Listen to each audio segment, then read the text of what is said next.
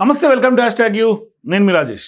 So ప్రస్తుతం తెలంగాణ రాష్ట్ర రాజకీయాలన్నీ కూడా కాళేశ్వరం సంబంధించినటువంటి వ్యవహారం చుట్టూ తిరిగి అది కాస్త ఎండ్ ఎక్కడైందంటే బీఆర్ఎస్ పార్టీలో స్ప్లిట్ అయ్యే వరకు ఇప్పుడు కాళేశ్వరం సంబంధించినటువంటి అంశం సిబిఐ విచారణ ఈ తదుపరి పరిణామాలు దారితీసినటువంటి పరిస్థితులు మనం చూస్తూనే ఉన్నాం రాజకీయాల్లో. సో ఇక్కడ ప్రధానంగా కాళేశ్వరం సంబంధించినటువంటి వ్యవహారంలో ఆఖరికి మొత్తం అటొచ్చి ఇటొచ్చి డ్రిల్ అయింది మాత్రం హరీష్ రావు. సో ఈ నేపథ్యంలో హరీష్ రావు కొంత సెల్ఫ్ ఎజెండాతో, పొలిటికల్ ఎజెండాతో పూర్తి స్థాయిలో బీఆర్ఎస్ పార్టీ పైన కుట్ర చేస్తున్నారు. ఆయన ఓన్గా ఎదగాలనే ఒక లక్ష్యంతో మామ కేసీఆర్ పైన కూడా కుట్రలు చేస్తున్నారు, పార్టీ పైన కుట్రలు చేస్తున్నారు, నా పైన అనేక కుట్రలు చేశారు. ఇవన్నీ కూడా కవిత దుమ్మెత్తిపోశారు ఒక 2 రోజుల క్రితం. సో ఈ నేపథ్యంలో ఇప్పుడు సిబిఐ విచారణ జరిగి ఆ స్టేజ్కి వచ్చింది కేసీఆర్ పైన అంటే ఇది చాలా సీరియస్గా తీసుకోవాల్సినటువంటి రాజకీయ పరిణామం. అయినప్పటికీ కూడా బీఆర్ఎస్ పార్టీలో ఆశించినటువంటి మేర లేదు. అంటే కేసీఆర్ని కార్నర్ చేసి ఒక పెద్ద రాజకీయ చదరంగంలో కేసీఆర్ని మొగ్గులో దింపుతున్నటువంటి పరిస్థితులు మనం చూస్తున్నాం అనేది కవిత చేస్తున్నటువంటి ఆరోపణ. అయితే ఇక్కడ ప్రధానంగా ఇప్పుడు కవిత ఒక రకంగా హరీష్ రావుని, సంతోష్ రావుని టార్గెట్ చేసి మరోవైపు కల్వకుంట్ల కుటుంబం నిలువున చీలిపెట్టేట్టుగా, బీఆర్ఎస్ పార్టీ నిలువున చీలిపెట్టేట్టుగా ఆ స్టేజ్కి వచ్చేసింది. సో ఇక అది కలవాలంటే కూడా కలుస్తుంది భవిష్యత్తులో. చూద్దాం ఇక అది కలుస్తుందా లేదా, కేసీఆర్ ఎటువంటి పాత్ర పోషించి వాళ్ళందరినీ కలుపుతారు అనేది చూడాలి. కానీ ఒక రకంగా చెప్పాలంటే వీధిన పడింది పంచాయతీ. మరోవైపు సీరియస్ అలిగేషన్స్, హరీష్ రావు, సంతోష్ పైన సీరియస్ అలిగేషన్స్. మరి ఈ అలిగేషన్స్ చేసినటువంటి నేపథ్యంలో ఇప్పటికే సస్పెండ్ తర్వాత కవిత ఏం మాట్లాడుతుంది, ఏం చేయబోతుంది, భవిష్యత్ కార్యాచరణ ఏంటి, పార్టీ పెట్టబోతున్నారు, ఇట్లా చాలా మందికి చాలా డౌట్స్ పొలిటికల్ సర్కిల్స్లో ఉండే. కానీ ఇప్పుడు ఆ ప్రెస్ మీట్ తర్వాత చాలా అంశాల క్లారిటీ వచ్చింది. ఇక నెక్స్ట్ టైం కొత్త పార్టీ అనే అంశం మీద కొంత క్లారిటీ రావాల్సినటువంటి అవసరం ఉంది. అది భవిష్యత్తులో ఆమె స్టెప్ బై స్టెప్ అప్డేట్ చేస్తూ ఉంటుంది. అయితే ఇప్పుడు ప్రధానంగా ఇన్ని సీరియస్ ఆరోపణలు ఎదుర్కొన్నటువంటి హరీష్ రావు ఏం మాట్లాడబోతారు, ఏం చెప్పబోతారు అనేది ఈ వ్యవహారాన్ని ఎట్లా ట్యాకిల్ చేయబోతారు. ఎందుకంటే ఆయనకి బీఆర్ఎస్ పార్టీలో ట్రబుల్ షూటర్గా పేరుంది. కానీ కవిత ఏమంటున్నారు, ఆయన ట్రబుల్ షూటర్ కాదు, ట్రబుల్ క్రియేటర్ అని చెప్పారు. మరి ఇప్పుడు ట్రబుల్ క్రియేటర్ అని ముద్ర వేయించుకున్నటువంటి హరీష్ రావు ఆయన తెలంగాణలో లేడు ప్రస్తుతానికి. వాళ్ళ కూతురు అడ్మిషన్ కోసం లండన్లో ఉన్నారు. ఆయన తాజాగా ఒక పోస్ట్ కూడా పెట్టారు. లండన్లో ఆయన అంబేద్కర్ ఉన్నటువంటి ఆ హాల్ని, అక్కడ ఉన్నటువంటి ఆయన గతంలో నివసించినటువంటి హాస్టల్ రూమ్స్ వాటిని కూడా సందర్శించి అక్కడి నుంచి అంబేద్కర్ యొక్క స్మృతిని ఆయన నెమరేసుకుంటూ ఆ పోస్ట్ కూడా పెట్టారు. కానీ అక్కడ ప్రధానంగా కొన్ని కీలకమైన కామెంట్స్ చేశారు. ఏంటంటే మళ్ళీ నెక్స్ట్ వచ్చేది బీఆర్ఎస్ పార్టీ ప్రభుత్వం అనేది కుండబద్దలు కొట్టి ఆయన అక్కడ meet and greet with Harish Rao అనేది ఎన్ఆర్ఐలు ఏర్పాటు చేసినటువంటి ఒక కార్యక్రమంలో ఆయన పాల్గొన్నారు లండన్లో. అయితే ఇప్పుడు ఆయన ఏం రియాక్ట్ అవ్వబోతారు అక్కడ.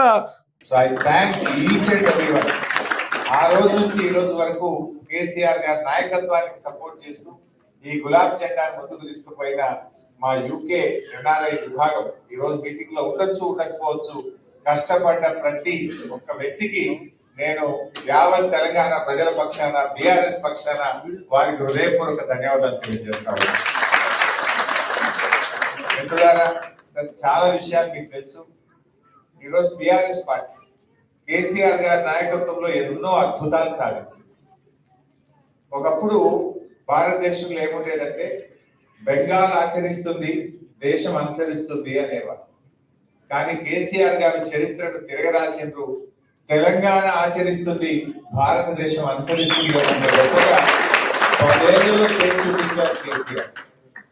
ఇదేదో పొలిటికల్ స్పీచ్ కాదు.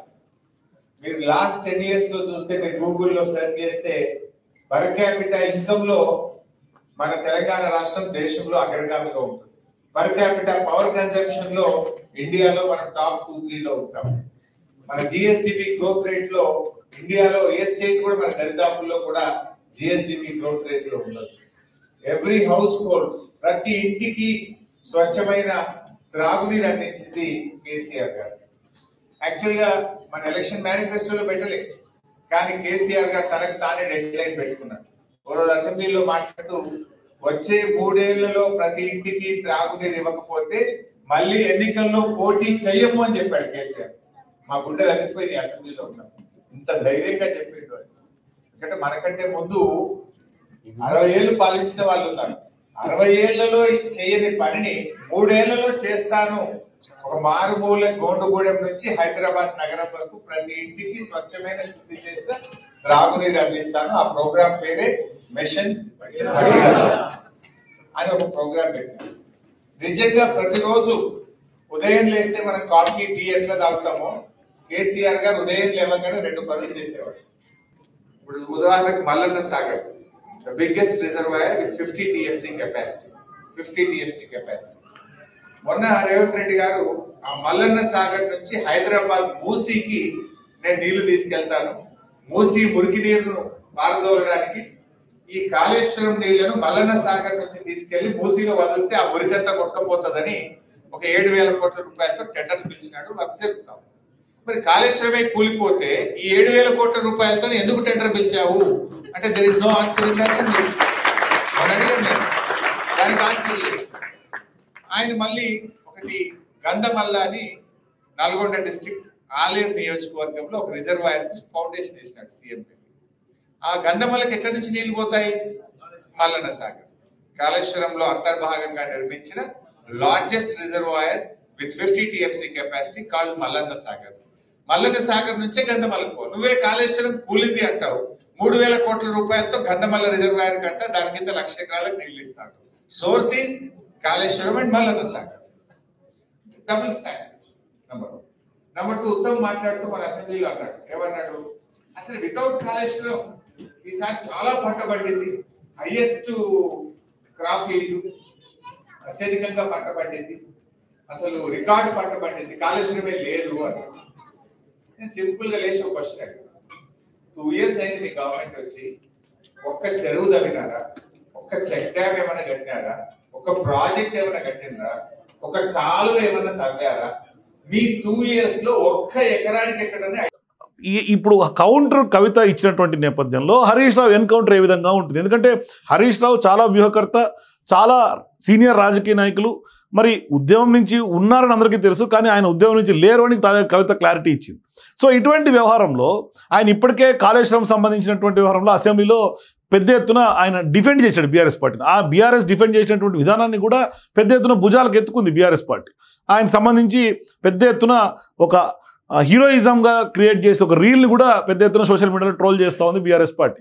మరి ఇటువంటి వ్యవహారంలో ఇప్పుడు ఆయన ఏం చెప్పబోతారు, ఎలా కౌంటర్ ఇవ్వబోతారు అనే అంశాలే కొంత పొలిటికల్ వర్గాల్లో ఉత్కంఠను రేపుతోంది. కానీ ఇక్కడ ప్రధానంగా కాళేశ్వరం సంబంధించినటువంటి లిఫ్ట్ ఇరిగేషన్లో భాగమైనటువంటి మేడిగడ్డ బ్యారేజ్కి 3 పిల్లర్లు కుంగిపోతేనే ప్రభుత్వం పెద్ద రాద్ధాంతం చేస్తోందనేది మాజీ మంత్రిగా ఉన్నటువంటి హరీష్ రావు తాజాగా చెప్పినటువంటి వ్యాఖ్యలు. సో ప్రస్తుతం ఆయన లండన్ పర్యటనలో ఉన్నటువంటి నేపథ్యంలో ఆయన ప్రవాస భారతీయులు కొంతమంది స్థానికంగా ఉన్నటువంటి బీఆర్ఎస్ పార్టీ నాయకులు నిర్వహించినటువంటి సమావేశంలో మీట్ అండ్ గ్రీట్లో పాల్గొని హరీష్ రావు స్పష్టంగా ఖచ్చితంగా బీఆర్ఎస్ పార్టీ నెక్స్ట్ అధికారంలోకి మనదే అని వాళ్ళందరికీ కూడా కాన్ఫిడెన్స్ ఇచ్చారు. 1.5 ఏళ్ల నుంచి కాంగ్రెస్ ప్రభుత్వం ఏమి చేస్తోందని కూడా ప్రశ్నించారు అక్కడ లండన్ నుంచి. ఇక కరెంట్ డిమాండ్ ఇప్పటికి కూడా వానాకాలంలో ఉందనే అంశాన్ని చెప్తూనే రైతుల ఇబ్బందుల గురించి ఆయన చెప్పుకుంటూ ఇప్పుడు బాహుబలి మోటార్లతో నీటిని రిజర్వాయర్లోకి ఎత్తి పోసుకోవచ్చని కూడా ఆయన చెప్పారు. అంటే కాళేశ్వరం మీద ఇప్పటికి కూడా బీఆర్ఎస్ పార్టీకి హరీష్ రావుకి ఒక నమ్మకం ఉంది, అది బాహుబలి ప్రాజెక్ట్ కానీ చెప్తూ ఉన్నారు. కానీ ఒక రకంగా హైదరాబాద్ వ్యవహారంలో కూడా హైడ్రా వల్ల హైదరాబాద్ నగరంలో కొంత రియల్ ఎస్టేట్ వ్యవహారం కూడా దెబ్బతింది, కుప్పకూలిపోయింది. అందుకనే విదేశీయాల్లో ఉన్నటువంటి ఎన్ఆర్ఐలు ఎవరు కూడా కొంత పెట్టుబడులకు ముందుకు రావట్లేదు అనే ఒక సెన్సేషనల్ కామెంట్స్ కూడా హరీష్ రావు చేశారు. దానికి హైడ్రా అనేక సందర్భాల్లో క్లారిటీ ఇచ్చింది, కానీ బీఆర్ఎస్ పార్టీ మాత్రం అదే వర్షం చెప్తూ ఉంది. సో ఇప్పుడు ప్రధానంగా తెలంగాణలో ఎప్పుడు ఎన్నికలు వచ్చినా బీఆర్ఎస్ పార్టీదే విజయం అనే కాన్ఫిడెన్స్ ఆయన బీఆర్ఎస్ పార్టీలో బిల్డప్ చేస్తూ ఖచ్చితంగా మాజీ ఎమ్మెల్సీ కవిత చేసినటువంటి వ్యాఖ్యల మీద అయితే మాత్రం ఆయన సున్నితంగా తిరస్కరించారు. అక్కడ రియాక్ట్ అవనని చెప్పారు. సంచలన ఆరోపణలు చేసినటువంటి నేపథ్యంలో, ఎందుకంటే అవినీతి ఆరోపణలు చేశారు, అట్లాగే ఆయనే అవినీతి అనకుండా అన్నారు, తమ కుటుంబాన్ని చీల్చడానికి హరీష్ కుట్ర చేస్తున్నారని ఆరోపణలు చేశారు. ఇట్లా సంచలనమైనటువంటి ఆరోపణలన్నీ కూడా కవిత చేస్తూ ఉన్నారు. సో కానీ ప్రస్తుతం దీని మీద అయితే మాత్రం హరీష్ రావు రియాక్ట్ అయ్యే పరిస్థితులు లేదు. తన కూతురు అడ్మిషన్ కోసం విదేశాల్లో ఉన్నట్టుగా అక్కడ ఉన్నటువంటి కొంతమంది జర్నలిస్టులు ఆయనతో ప్రశ్నలు అడిగినప్పుడు చెప్పినటువంటి నేపథ్యం చూస్తున్నాం. సో ఆయన సమాధానం చెప్పకుండా వెళ్ళిపోయారు. అంటే ఇండియాకు వెళ్ళిన తర్వాత మాత్రమే నేను ఈ అంశం మీద మాట్లాడతానని స్పష్టంగా చెప్పారు. సో ఆయన ఎటువంటి కామెంట్ చేయలే. చిన్న బయట అంతే ప్లీజ్ ప్లీజ్ ప్లీజ్ ప్లీజ్ అన్నా ప్లీజ్. కానీ అక్కడ ఉన్నటువంటి జర్నలిస్టులు మళ్ళీ అడిగినా మాత్రం మాట్లాడేందుకు నిరాకరించారు. ఈవెన్ ఆయన ఉన్నటువంటి వెనకలు ఉన్నటువంటి ఆయన కోటరీ కానీ లేకుంటే సిబ్బంది లేకుంటే టీం కానీ ఇండియాకు వెళ్ళినాక మాట్లాడతారు, మీరు మమ్మల్ని ఇక్కడ ఇబ్బంది పెట్టకండి అంటూ కూడా సున్నితంగా తిరస్కరించారు. అయితే ఆ రోజు కాకపోయినా ఇంకో రోజైనా రేపైనా ఖచ్చితంగా హరీష్ రావు ఖచ్చితంగా మీడియా ముందుకు రావాలి, తెలంగాణ ప్రజలకు ఆయన చెప్పుకోవాలి. ఎందుకంటే జరిగింది ఏంటి, అక్కడ గతంలో జరిగింది ఏంటి, ఇప్పుడు వచ్చినటువంటి ఆరోపణలకు ఈయన వర్షన్ ఏంటి, ఇది నిజమా అబద్ధమా క్లారిటీ ఇవ్వాలి. కానీ ఇక్కడ కవిత ఒకవేళ ఆయన మాట్లాడకపోతే కవిత వ్యాఖ్యలకు బలం చేకూరినట్టుగా అవుతుంది. అందుకని ఇప్పుడు ఖచ్చితంగా ఇండియాకి వచ్చిన తర్వాత ఖచ్చితంగా హరీష్ రావు మీడియా ముందుకు వచ్చి మాట్లాడే అవకాశాలు ఉన్నట్టుగా మనకు విస్తృతంగా ప్రచారంలోకి వస్తుంది. ఆ దిశగా కొంత ఉండే అవకాశాలు కూడా చాలా ఎక్కువ శాతం ఉన్నాయి. కాబట్టి ఆయన రేపు ఇండియాకు రాబోతున్నట్టుగా మనకు అందుతున్నటువంటి సమాచారం. సో ఇప్పుడు ఎయిర్పోర్ట్లో దిగంగానే ఆయన నేరుగా కేసీఆర్ గారి దగ్గరికి వెళ్ళి ఎర్రవల్లి ఫామ్ హౌస్లో భేటీ అవుతారనే సమాచారం మనకుంది. ఈ నేపథ్యంలో కేసీఆర్తో సుదీర్ఘంగా చర్చించిన తర్వాత భేటీ అయిన తర్వాత మీడియా ముందుకు వచ్చి ఆయన ఏం మాట్లాడతారనే ఉత్కంఠ చాలా వరకు పొలిటికల్ సర్కిల్స్లో ఉంది. అయితే గతంలో కవిత అమెరికాలో ఉన్నప్పుడు లెటర్ లీక్ అయింది. మరి ఆమె బయటకు వచ్చిన తర్వాత దయ్యాలు ఉన్నారు కేసీఆర్ చుట్టూతా, కేసీఆర్ చాలా మంచి వాళ్ళు, దేవుడు లాంటి వాళ్ళు కేసీఆర్ అని ఆమె చెప్పారు. కానీ కవిత అయితే అదే స్టాండ్ మీద కొనసాగుతూ ఉంది. సో మొన్నటికి మొన్న దయ్యాలు అనే అంశానికి మీద హరీష్ రావు మీద, సంతోష్ రావు మీద చేసినటువంటి వ్యాఖ్యలు, సంచలన ఆరోపణలు నిజంగానే దయ్యాలు అని పోర్ట్రే చేసినట్టుగానే ఆమె చెప్పుకుంటూ వచ్చారు. కానీ ఇక్కడ సీన్ కట్ చేస్తే కవిత విదేశాల్లో ఉన్నప్పుడు ఏదైతే ఎపిసోడ్ జరిగిందో అదే విధంగా హరీష్ అక్కడ ఉన్నప్పుడు లండన్లో ఉన్నప్పుడే ఈ ఉదంతం అంతా జరిగింది. సో ఇప్పుడు విదేశాల్లో ఉన్నప్పుడు అంత జరిగింది కాబట్టి విదేశాల నుంచి రాగానే ఆయన ఎయిర్పోర్ట్లో ఏ విధంగా రియాక్ట్ అవుతారు, ఎయిర్పోర్ట్లో మాట్లాడేందుకు అవకాశం ఇస్తారా, లేదు డైరెక్ట్గా కేసీఆర్తో వెళ్ళి కలిసిన తర్వాత కేసీఆర్ డైరెక్షన్స్ ప్రకారమే హరీష్ రావు మాట్లాడే అవకాశాలు ఉన్నాయా, లేదు మౌనవ్రతం అంటే సహజంగా కేసీఆర్కి మంచి వ్యూహకర్త కాబట్టి సహజంగా ఆయనకు ఒక వ్యూహం ఉంటుంది. ఆయన ఏ అంశం తీసుకున్నా మౌనంగా ఉంటే ఆయన వ్యూహం అతి పెద్ద వ్యూహం అది. ఇప్పటిదాకా ఎన్నికల్లో ఓటమి పాలైనా, లేకుంటే పార్లమెంట్ ఎన్నికల్లో ఓడిపోయినా, లేకుంటే గతంలో కేసీఆర్ పైన అనేక ఆరోపణలు వచ్చినా, కాళేశ్వరం కుంగిపోయినా, అంటే ఇటువైపు సూర్యుడు అటువైపు ఉదించినా, అటువైపు సూర్యుడు ఇటువైపు ఉదించినా, భూమి బద్దలైనా కేసీఆర్ మౌనంగానే ఉంటారు. అది ఆయన అద్భుతమైనటువంటి ఒక రాజకీయ వ్యూహం కేసీఆర్ది. సో ఇప్పుడు హరీష్ రావు కూడా అదే మౌనవ్రతం పాటించే అవకాశాలు ఉన్నాయా? మరి కేసీఆర్ హరీష్ రావు భేటీ సందర్భంగా అందులో కేటీఆర్ కూడా ఇన్వాల్వ్ అయ్యే అవకాశం ఉంటుంది. ఇప్పటికే కవిత కేసీఆర్ని జాగ్రత్తగా ఉండమని చెప్తున్నారు. వీళ్ళిద్దరు కూడా మిమ్మల్ని మీద కూడా ముంచేస్తారు, మిమ్మల్ని కుట్ర చేస్తారు, మిమ్మల్ని కూడా పార్టీ నుంచి బయటికి గెంటేసి పార్టీని క్యాప్చర్ చేసుకుంటాడు హరీష్ రావు అని కవిత చేసినటువంటి ఆరోపణల నేపథ్యంలో ఇప్పుడు హరీష్ రావు మౌనంగా ఉంటారా, ఉంటే ఏ విధంగా రియాక్ట్ అవుతారు, లేదు అలాంటివన్నీ ఏమీ లేవని సున్నితంగా తన షార్ట్గా చేసి ఇగ్నోరెన్స్గా కొట్టి పారేస్తారా అనేది చూడాలి. ఇదంతా కూడా దీనికి కాంగ్రెస్ పార్టీ కూడా ఓ పొలిటికల్ డ్రామాగా అభివర్ణిస్తుంది. ఎందుకంటే దీనంతా డైవర్షన్ పాలిటిక్స్గా కొంతమంది కాంగ్రెస్ పార్టీ నాయకులు చెప్తున్నారు, కొందరేమో ఇదంతా కలవకుండా పొలిటికల్ డ్రామాగా కొందరు అభివర్ణిస్తున్నారు, మరికొంతమంది ఏమో ఇదంతా వెనకాల స్కెచ్ డైరెక్షన్ అంతా కేసీఆర్దే అని కొంతమంది చెప్తూ ఉన్నారు.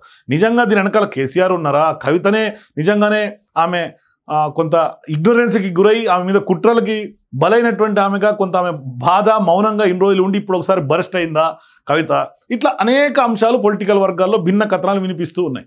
అయితే ఏ కథనం ఎట్లున్నా ఆయనైతే మీడియా ముందుకు వచ్చి ఖచ్చితంగా చెప్పే అవకాశాలు కనిపిస్తూ ఉన్నాయి. ఖచ్చితంగా సీరియస్ అలిగేషన్స్ కవిత చేసినటువంటి నేపథ్యం. ఎందుకంటే అది ఏ ప్రతిపక్ష పార్టీయో లేదంటే అధికార పార్టీలో ఉన్నటువంటి రేవంత్ రెడ్డో లేకుంటే మహేష్ కుమార్ గౌడో ఇట్లా కాంగ్రెస్ పార్టీ మంత్రులు అయితే హరీష్ రావు పెద్దగా స్పందించే వాళ్ళు కాదేమో, అట్లా కొట్టి లైట్ తీసుకుంది. ఎందుకంటే సహజంగా చేసే ఆరోపణలు కదని కొట్టి పారేసేవాళ్ళు. కానీ ఇప్పుడు సొంత పార్టీ నాయకురాలు, సొంత కుటుంబంలో నుంచి వచ్చినటువంటి వ్యక్తి, ఆమె అవినీతి ఆరోపణలు చేయటం, ఇక సంతోష్ అంటే ఇప్పటిదాకా ఎక్కడ పెద్ద మీడియాలో బహిరంగంగా మాట్లాడినటువంటి దాఖలాలు లేవు కాబట్టి ఖచ్చితంగా హరీష్ రావు స్పందించే అవకాశాలు ఎక్కువ శాతం ఉన్నాయి. స్పందిస్తే ఏ తీరులో స్పందిస్తారనే ఒక అంశం ఉత్కంఠను రేపితే మరి ఆయన సీరియస్గా కవితకు ఎన్కౌంటర్ చేసి కవితకు సంబంధించినటువంటి గుట్టు విప్పే అవకాశం ఏమైనా ఉందా, లేదు అంటే కేవలం కవిత లేవనెత్తినటువంటి అంశాలకు ఒక అంశాల వారీగా క్లారిటీ ఇచ్చే అవకాశాలు ఉంటాయి. సో ఏం జరుగుతుందనేది మాత్రం రాజకీయ వర్గాల్లో కొంత హాట్ టాపిక్గా మారుతుంది. మరి హరీష్ రావు వ్యాఖ్యల తర్వాత అంటే ఆయన కొంత దానికి క్లారిటీ ఇచ్చిన తర్వాత, ఎన్కౌంటర్ చేసిన తర్వాత అప్పుడు రాజకీయ ముఖ చిత్రం తెలంగాణలో మారే అవకాశం ఉంటుంది. మరి హరీష్ రావు ఇంపాక్టు, ఆయన చేసినటువంటి వ్యాఖ్యలు ఏ విధంగా భవిష్యత్ రాజకీయాలపైన కొంత ఇంపాక్ట్ ఉండే అవకాశాలు ఉంటాయి. మీరు కూడా మీ అభిప్రాయాల కింద కామెంట్స్ రూపంలో తెలియజేయండి. హరీష్ రావు ఏ స్థాయిలో కౌంటర్ ఇచ్చే అవకాశాలు ఉంటాయి కవితకి, మరి కవిత నెక్స్ట్ రీకౌంటర్ ఎట్లా ఉంటుంది మీ అభిప్రాయాల కింద కామెంట్స్ తెలియజేయండి. For more videos please watch #.